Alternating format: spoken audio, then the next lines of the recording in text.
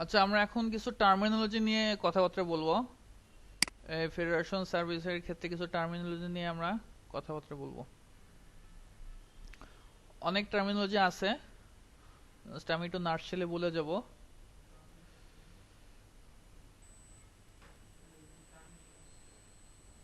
এখানে প্রায় 17টা টার্মের কথা বলছে। হ্যাঁ,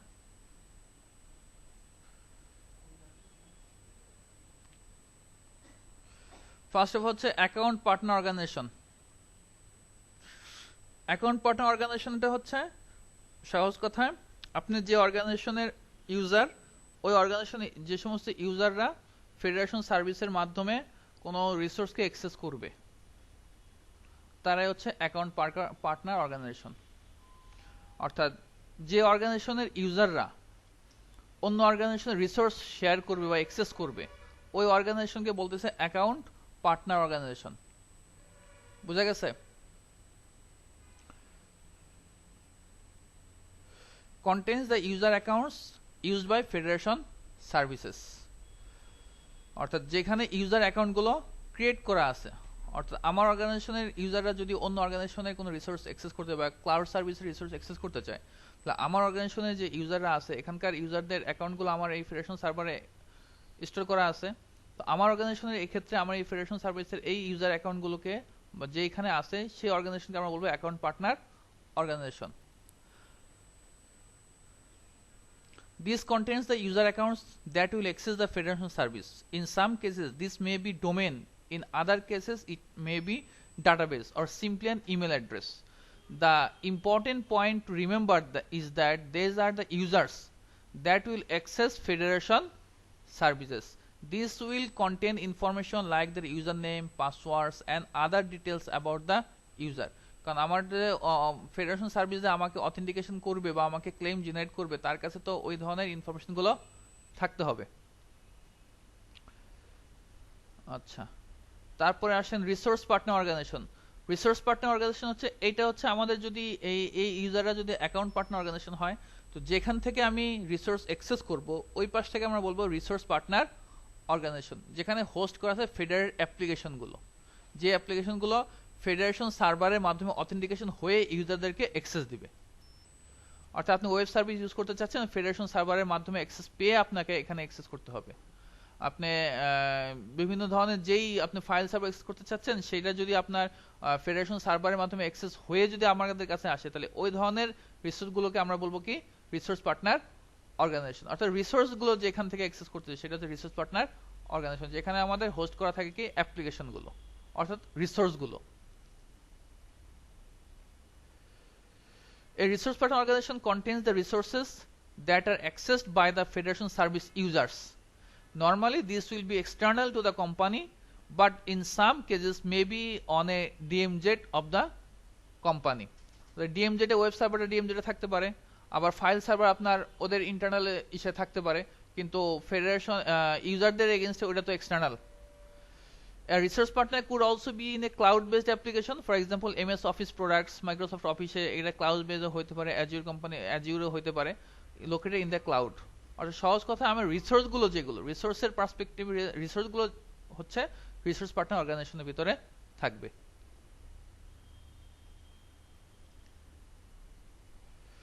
আচ্ছা, এবার আসেন ফেডারেশন ট্রাস্ট।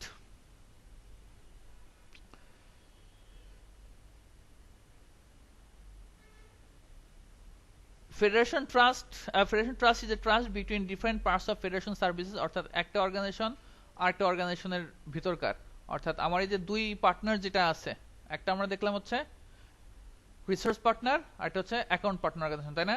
এই দুই পার্টনার অর্গানাইজেশনের ভিতরে আমার যে ট্রাস্টটা, সেটা হচ্ছে আমাদের federation trust through federation service. যে ট্রাস্ট রিলেশনশিপ তৈরি হবে সেটা হচ্ছে ফেডারেশন ট্রাস্ট।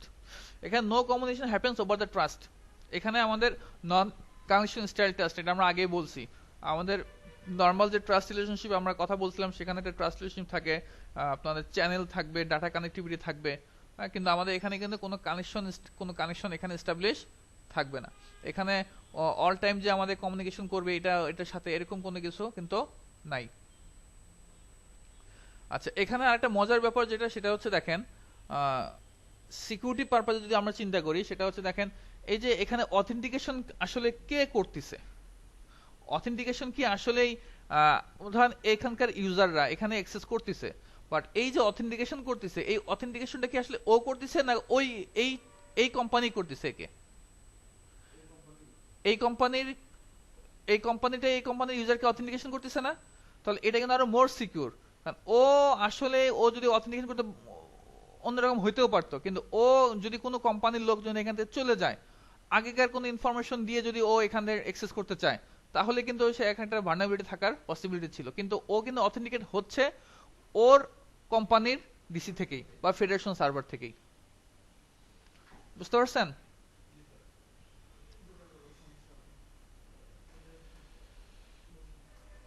আচ্ছা, ক্লেম নিয়ে তো আমরা কথা বলছি, content identification and service requested. এখানে ক্লেম নিয়ে আমরা কথা বলছি, ও একটা ক্লেম পাঠাবে, এটা নিয়ে আর বেশি কথা বলার মনে হয় দরকার নাই।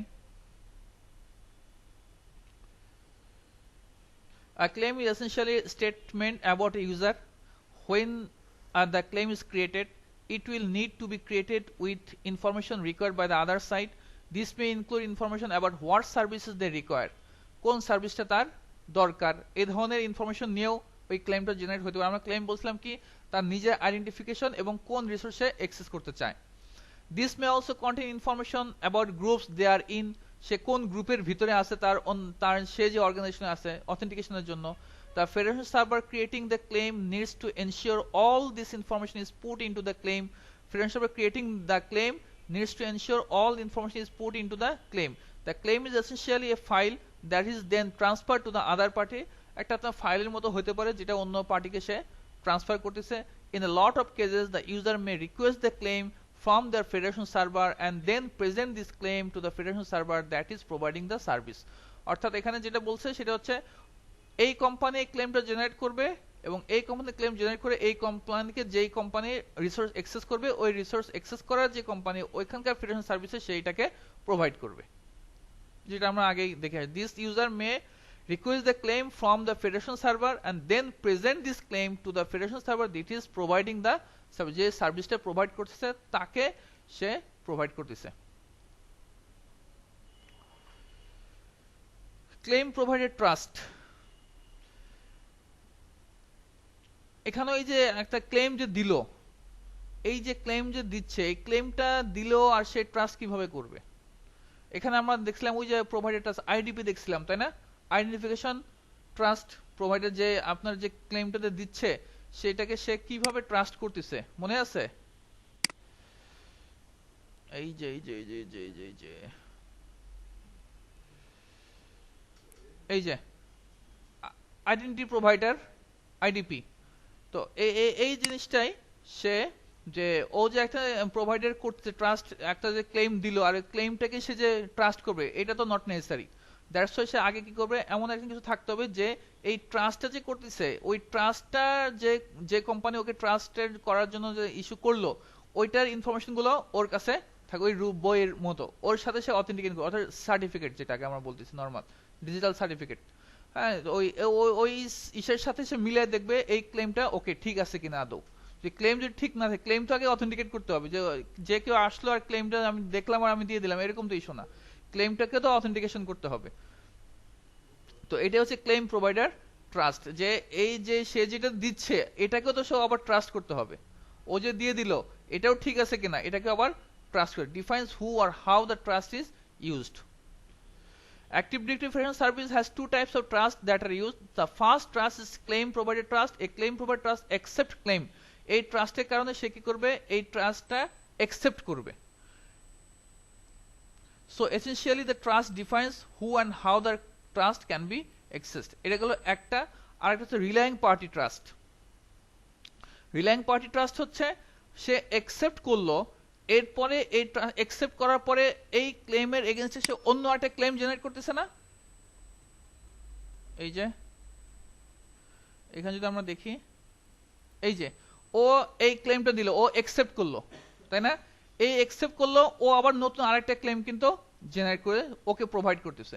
সো এটার জন্য একটা ট্রাস্ট আর এটার জন্য আরেকটা ট্রাস্ট। তো সে যে প্রোভাইড করছে সেটা হচ্ছে রিলাইং পার্টি ট্রাস্ট। এটার জন্য হচ্ছে রিলাইং পার্টি ট্রাস্ট। আর এই যে উপরেরটা যেটা আমাদের ক্লেম প্রোভাইডার ট্রাস্ট হচ্ছে এইটা সে যে প্রোভাইড করছে ওই অ্যাকসেপ্ট করতেছে, এটা হচ্ছে ক্লেম প্রোভাইডার ট্রাস্ট। আর এটা হচ্ছে রিলাইং প্রোভাইডিং ট্রাস্ট।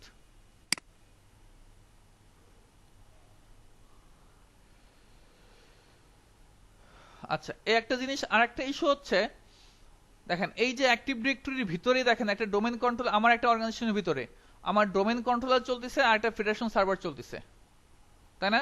আমরা তো যখন দেখছিলাম এই এনভায়রনমেন্টে দেখছিলাম আমার কোম্পানির এর একটা অ্যাক্টিভ ডিরেক্টরি থাকবে আর একটা ফেডারেশন সার্ভার থাকবে, আর একটা কোম্পানির অ্যাক্টিভ ডিরেক্টরি থাকবে আর একটা রিসোর্স থাকবে, ফেডারেশন সার্ভার থাকবে একটা রিসোর্স থাকবে, তাই তো? তো এখানে দেখেন ও ও যখন এই কোম্পানির লোক যখন এই কোম্পানির সাথে যখন কোনো কিছু অ্যাক্সেস করতে যাবে, তাহলে ও এই কোম্পানির জন্য আগে একটা ক্লেম জেনারেট করবে। ক্লেমের জন্য আগে অ্যাক্সেস কাকে করবে? ফেডারেশন সার্ভারের কাছে। ফেডারেশন সার্ভার ওর কাছে বলবে হ্যাঁ তাহলে তুমি একটু দেখো, চেক করে দেখো যে এ আদৌ আসলে আমাদের ট্রাস্টেড পারসন কিনা। তো এটাকে আমরা কি বলছি? রিলাইং পার্টি ট্রাস্ট, মানে নিজেদের ভিতরে ট্রাস্টটা সে আসলে এস্টাবলিশ করতে পারতেছে কিনা, এটা করতেছে কার ভিতর দিয়ে? Relying party trust. আবার যখন এখানে যখন আসবে এই ফেডারেশন সার্ভার যখন ওই ক্লেমটা যখন পাবে, এই ক্লেমটার মাধ্যমে সে এই রিসোর্সকে অ্যাক্সেস করার অনুমতি দিবে। তাহলে এই ক্লেমটার মাধ্যমে যেহেতু আমি এই রিসোর্সটাকে ট্রাস্ট করতেছি, সো এটাকে আমরা বলছি রিলাইং পার্টি ট্রাস্ট। এটা হচ্ছে ইন্টারনাল অর্গানাইজেশনের ভিতরে, এটা তার নিজের ইন্টারনাল অর্গানাইজেশনের ভিতরে, এটাও তার নিজের ইন্টারনাল অর্গানাইজেশনের ভিতরে ঘটতেছে। কিন্তু এক্ষেত্রে যখন ফেডারেশন সার্ভারটা যখন অ্যাক্টিভ ডিরেক্টরির কাছে যখন সে ট্রাস্ট করতে চাচ্ছে যে আমার এই ইউজারটা ট্রাস্ট কিনা তুমি একটু দেখো, ওই ধরনের ট্রাস্টকে বলে রিলাইং পার্টি ট্রাস্ট। আবার এখানে ফেডারেশন সার্ভারের কাছে যখন সে ক্লেমটাকে পাঠাচ্ছে, ওই ক্লেমটা দিয়ে যখন সে রিসোর্সটাকে অ্যাক্সেস করতে দিবে, অর্থাৎ তাহলে ওই ক্লেমটার মাধ্যমে রিসোর্সটাকে অ্যাক্সেস করতে দিবে, ইউজারকে ওই ক্লেমটার মাধ্যমে ট্রাস্ট করতে হচ্ছে, ওই ধরনের ট্রাস্টকে আমরা কি বলতেছি? Relying party trust.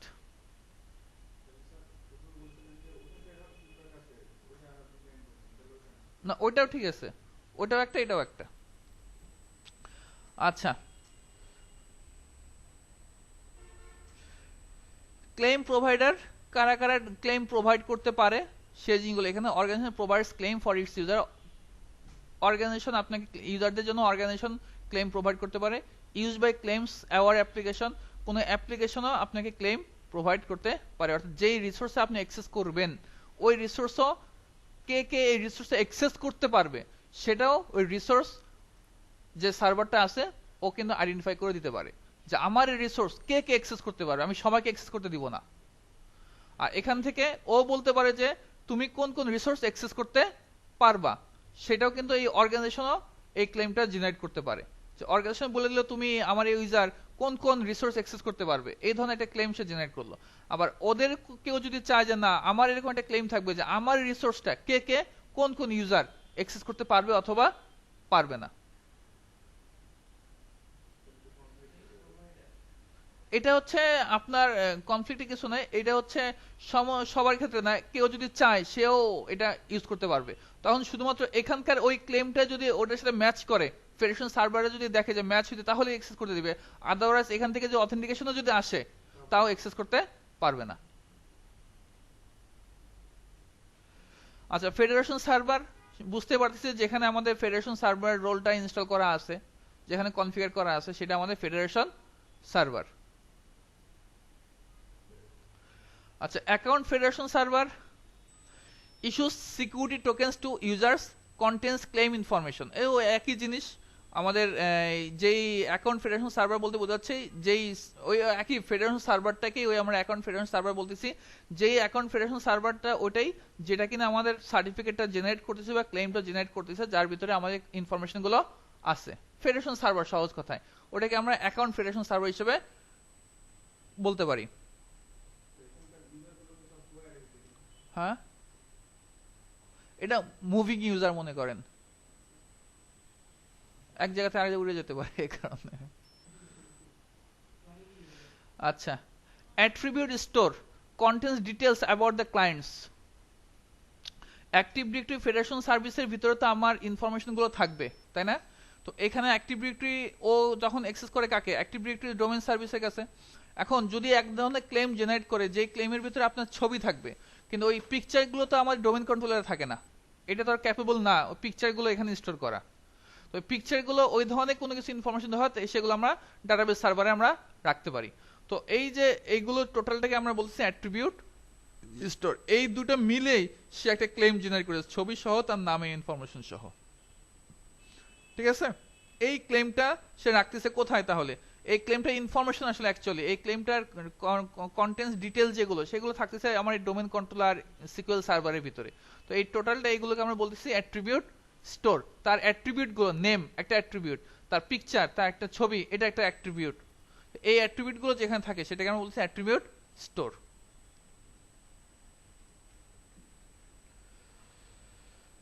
আচ্ছা, federation metadata. Federation metadata data format used for configuration, security assertion, markup language, SML। এই প্রোটোকলের মাধ্যমে যে এই যে আমার আগের যেই যে আমি যে এখান থেকে এখানে ক্লেমটা পাঠাবো সে অথেন্টিকেট করবে, এই কারণে আগে কিছু ইনফরমেশন আমাদের ভিতরে এক্সচেঞ্জ করতে হবে। তো ওই ধরনের মেটাডাটাগুলো, এই মেটাডাটাগুলো এখান থেকে ওইখানে আসে। সেইগুলো হচ্ছে যে ইনফরমেশনগুলো আগের থেকে আমরা একটু কথাবার্তা, যেমন ধরেন আমি তোমার সাথে একটা কিছু বই দিয়ে রাখলাম, এটা তো আগে থেকে কথাবার্তা বলে রাখতে হবে। তো ওই যে আমি প্রি ইনস্টলেশন যেটা আছে আর কি, মানে প্রি কনফিগার, যে তোমার সাথে আমার একটা রিলেশনশিপ আমি করবো, এই ধরনের যে জিনিসগুলো সেটা হচ্ছে মেটাডাটা, ফেডারেশন মেটাডাটা, যেটা ফেডারেশন সার্ভারের ভিতরে স্টোর করা আগে থেকে থাকে।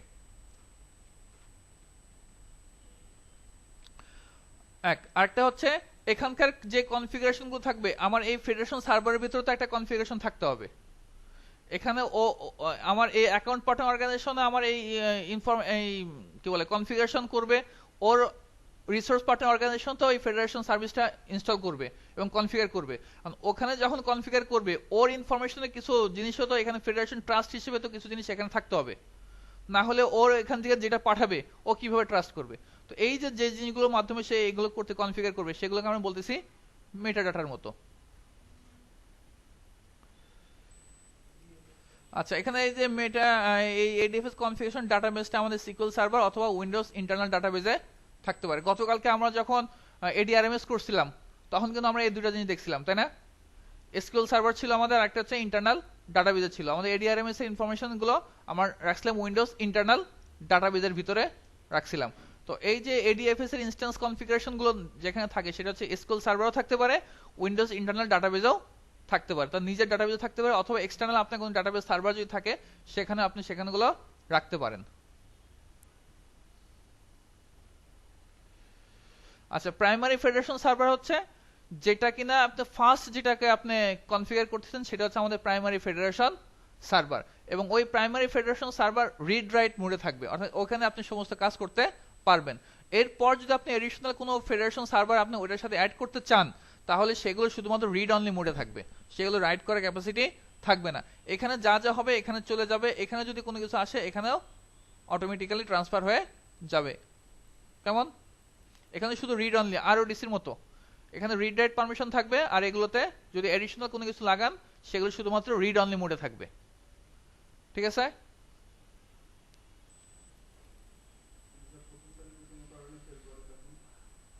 কোনটা?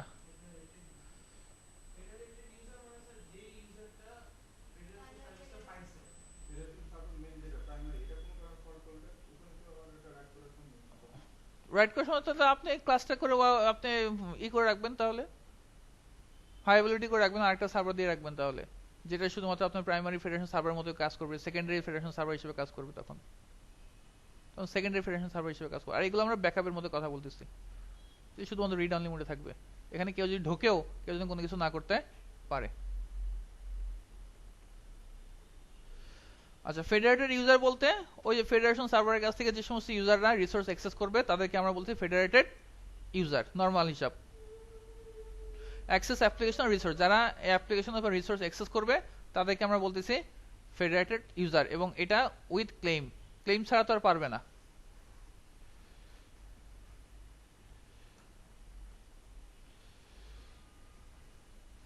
আচ্ছা, রিলাইং পার্টি কোনটা? রিলাইং পার্টি বলতে কি বোঝাচ্ছে?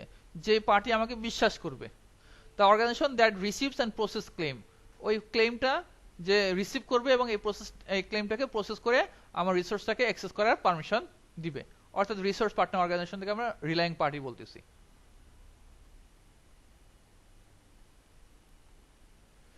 আর রিসোর্স ফেডারেশন সার্ভার বুঝতেই পারছেন, রিসোর্স পার্টনার অর্গানাইজেশনে যেই ফেডারেশন সার্ভারটা থাকবে ওটা হচ্ছে আমাদের resource federation server. Federation server in the resource partner organisation.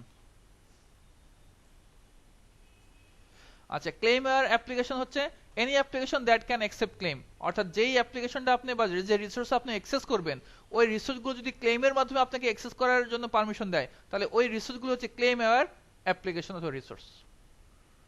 বুঝতে পারছেন? যদি আপনার অর্গানাইজেশনে যদি এডিএফএস যদি কনফিগার করা না থাকে তারপর তো আমরা কোনো ফাইল অ্যাক্সেস করতে পারি, তাই না? কিন্তু ওইগুলোকে আমরা ক্লেম অ্যাওয়ার অ্যাপ্লিকেশন বলবো না। ক্লেম অ্যাওয়ার অ্যাপ্লিকেশন ওইগুলোই যেগুলো ক্লেমের মাধ্যমে অর্থাৎ এডিএফএস এর মাধ্যমে যেগুলো অথেন্টিকেশন হয়ে আপনাকে আমি যে রিসোর্সগুলো অ্যাক্সেস করতে পারবো সেগুলো হচ্ছে ক্লেম অ্যাওয়ার অ্যাপ্লিকেশন। ওকে, এই 17টা টার্ম মোটামুটি জাস্ট একটু মাথায় রাখবেন। এটা